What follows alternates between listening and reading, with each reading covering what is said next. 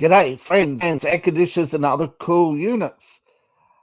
And welcome to another trailer reaction. This time we have Indiana Jones and the Dial of Destiny. What a shit show. We have a ancient, crapid Indiana Jones looking like he came off the set of Regarding Henry. I think you could transpose him with Joe Biden and nobody would know the difference. This is a disaster in the making. Remakes and reboots have people jaded, and I think they're unaware that this is what they call a passing the torch movie.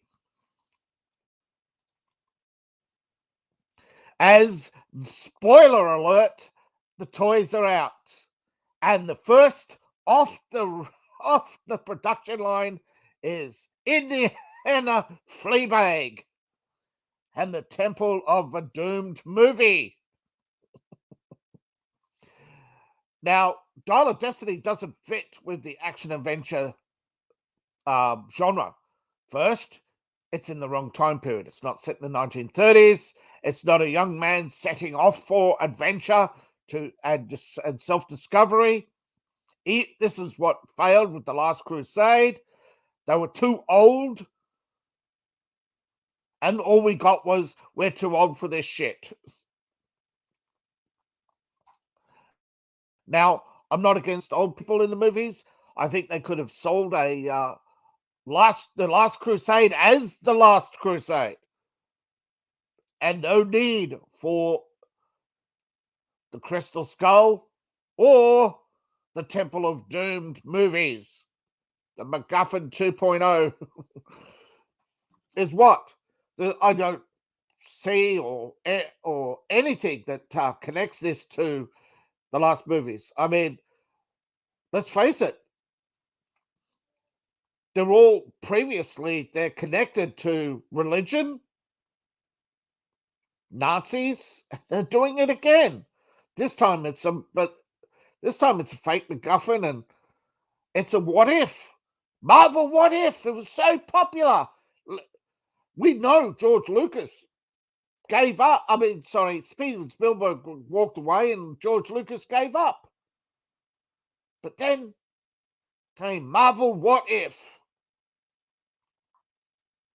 No, I don't know what dirt Phoebe Waller-Bridge has on people, but Fleabag wasn't a resounding success that would have propelled her from zero to writer of James Bond, and you saw that movie bomb. Endless reshoots, and of course, the Phoebe Waller-Bridge insert taken out. Now, I've spoken before about authors and self-inserts. Some were more obvious than others. It's very common and often occurs. Now, here's my take. Indiana Jones was a George Lucas fantasy insert. Now we get Phoebe Waller-Bridge, who is Kathleen Kennedy's fantasy insert because she failed and wants to live vicariously through Phoebe Waller-Bridge. That's my take on this movie. It's my take on her career in general. And have you seen Hollywood, how they fawn over each other, kiss each other's butts, and of course, generally annoy the shit out of the world with their endless takes? Now, of course, that could be applied to any YouTuber as well. I am no hypocrite. They're entitled to their opinions, but it seems when it comes to their opinion, they're all the same. White man bad, white woman empowerment, don't have kids, go on action adventures. Don't worry, folks. You don't die. You don't get injured. Everything goes your way. The world is rosy. Now, of course, I know people like upbeat movies, but I think this kind of action adventure died. I mean, with Indiana Jones, it was a grittier take. You had, for instance, in the Temple of Doom, human sacrifice, something that used to be taboo, or you wouldn't actually have the actual sacrifice happen. But the Dial of Destiny and this obsession with the left and Nazis, it just comes off so on the nose. Especially with the Disney having people outcry over the fact that the Hawaiian actress isn't racially pure. That's right, the left are embracing racial purity while selling you a movie about Nazis winning World War II.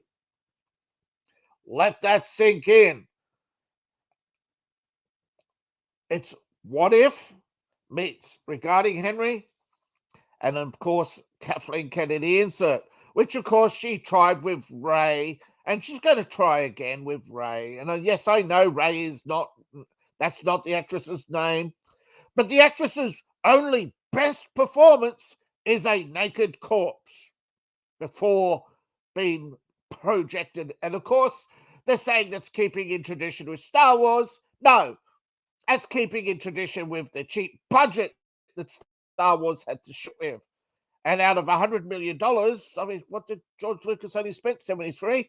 Do the maths, people. Do the maths. It did not go over budget. Lucas is a liar. Kathleen Kennedy's a liar. Bob Iger is a liar. I don't trust any of them. And I don't trust movie trailers. And I don't trust makeup either. Come on, people. Stop fawning over women when they're in makeup, will you? And start realizing who they are and treat them for their merit, not their fading beauty hidden behind makeup. And perhaps then we might get a meritocracy in this world. Until then, we'll get crappy movies like this. And of course, somebody will say, hey, Dave, somebody wants to bid $1 billion on your book. And I'll say, and tax, give me 2.5, will you? Taxes and expenses. Thank you very much for listening. I'll see you all on the other side.